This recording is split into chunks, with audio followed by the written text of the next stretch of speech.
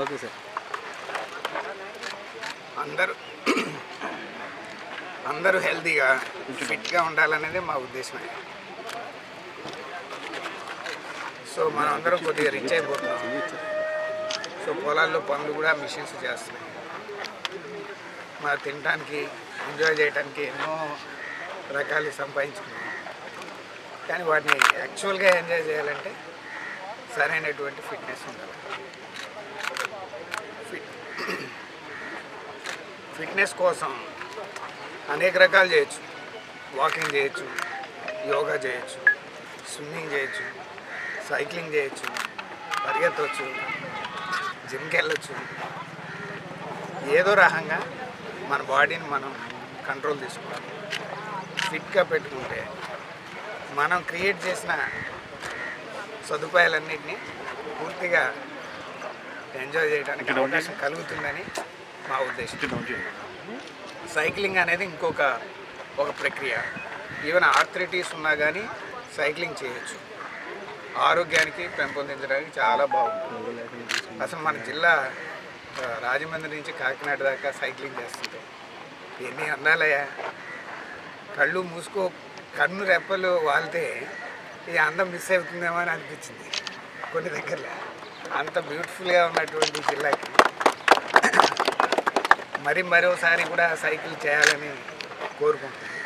ఈసారి యానం నుంచి అంతర్వేది దాకా కోనసీమ అందాలని సైకిల్ మీద తిలకించాలని అనుకుంటున్నాను.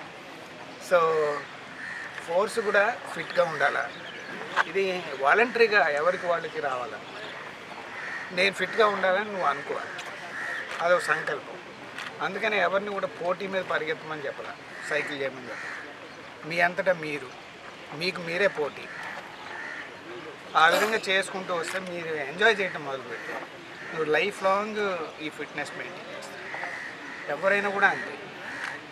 నేను పోలీస్ అకాడమీలో ఉన్నప్పుడు ఏదైనా చిన్న తప్పు చేస్తే అప్పుడు అక్కడికి పరిగెత్తరా అని చెప్పి. అంటే ఫిట్నెస్ అనేది, పరిగెత్తడం అనేది ఒక పనిష్మెంట్ లాగా అనిపించింది. అందుకని చాలా రోజులు నేను ఫిట్నెస్ ఎక్సర్సైజ్ మానేసాను. తర్వాత ముఖ్యమంత్రి గారి దగ్గర పనిచేసే వైఎస్ రాజశేఖర్, ఆయన ముఖ్యమంత్రిగా ఉండి ఎక్సర్సైజ్ చేసేవాడు. ముఖ్యమంత్రిగా ఉండి ఎక్సర్సైజ్ చేయడానికి అతనికి టైం ఉండదు. ఇప్పుడు చంద్రబాబు నాయుడు కూడా ముఖ్యమంత్రిగా ఉండి ఎక్సర్సైజ్ చేస్తారు. వారికి టైం ఉండగా మనం చిన్న ఉద్యోగులు వాళ్ళ దగ్గర మనకు టైం ఉండకపోవడం ఏంటి అని టైం తీసి మళ్ళీ మొదలుపెట్టి అప్పటి నుంచి మానలేదు. నేను 50 years కుర్రలతోటి సమానంగా తొక్కాం కదా. అదనమాట. సో ఫిట్నెస్ మెయింటైన్ చేస్తే చాలా హాయిగా ఉంటుంది. ఇప్పుడు ఏంటంటే మన ఈస్ట్ వెస్ట్ గోదావరిలో అమెరికా లెవెల్లో ఒబిసిటీ వచ్చేసింది. 38% పీపుల్ ఆర్ ఒబీస్. దాని తర్వాత డయాబెటీస్, హైపర్ టెన్షన్ పెరిగిపోతుంది. కానీ ప్రకృతి అందాలే కాకుండా ప్రకృతి ప్రసాదాలు మనకు ఎన్నో ఉన్నాయి. దాన్ని అనుభవించడానికన్నా కానీ మంచి శారీరక ఆరోగ్యం మెయింటైన్ చేయడం అనేది చాలా ఇంపార్టెంట్.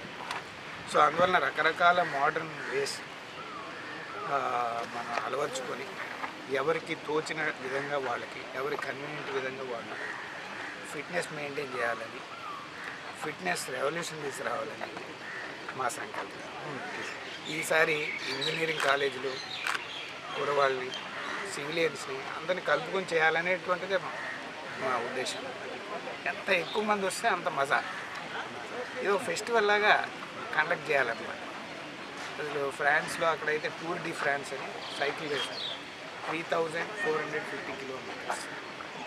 వాళ్ళు పిల్లలకి మన కుర్రోళ్ళు ఉంటారు కదా, వాళ్ళకి అసలు మన జిల్లా తప్పితే పక్క జిల్లా తెలియదు.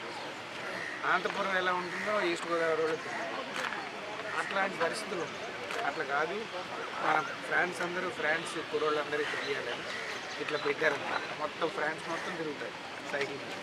అన్ని పట్టణాలు, అన్ని ఊళ్ళు, అన్ని మౌంటైన్స్ ట్రావెల్ చేస్తాయి 21 రోజులు. అలానే మన ఆంధ్రప్రదేశ్, తెలంగాణ వాళ్ళకి ఈస్ట్ గోదావరి తెలియదు, ఈస్ట్ గోదావరి వాళ్ళకి హైదరాబాద్ తెలుసు కానీ ఆదిలాబాద్ తెలియదు. అట్లాంటి పరిస్థితులు. అట్లా కాకుండా మనం అందరం ఒకటే అనే పద్ధతి ఇట్లా మూమెంట్ తీసుకొచ్చామనుకో, దాని తర్వాతే ఆంధ్రప్రదేశ్ టూర్ డి ఫ్రాన్స్ లాగా ఆంధ్రప్రదేశ్ సైకిల్ ర్యాలీస్ నడుస్తూ ఉంటాయి. దాంతోపాటు ఫిట్నెస్ పెరుగుతాం, పిల్లలందరూ ఎంజాయ్ చేస్తారు. I want that kind of status. I want everybody to enjoy. మెమరబుల్గా ఉంటుంది అనమాట. ఒకసారి ఇది చేశాం కదా, I will not forget. I would have come several times on car, jeep, even I came on helicopter also several times. మీ కోనసీమని హెలికాప్టర్లో తిలకించిన అద్భుతమైనటువంటి మరపురాని సంగతులు నా మెమరీలో ఉన్నాయి. కానీ సైకిల్ మీద కూడా మరపురాని సంగతి. ఎందుకంటే మీకు డోపమైన్, సెరటినిన్ అని రిలీజ్ అవుతాయి అన్నమాట. అందుకని you are excited and you are feeling good. ఆ ఫీలింగ్ గుడ్లో ఈ అందాలు చూస్తుంటే అసలు వేరే స్వర్గం. స్వర్గం అంటే ఎక్కడ ఉండదు, ఇక్కడే మనం క్రియేట్ చేసుకుంటాం అది. So be fit and join us.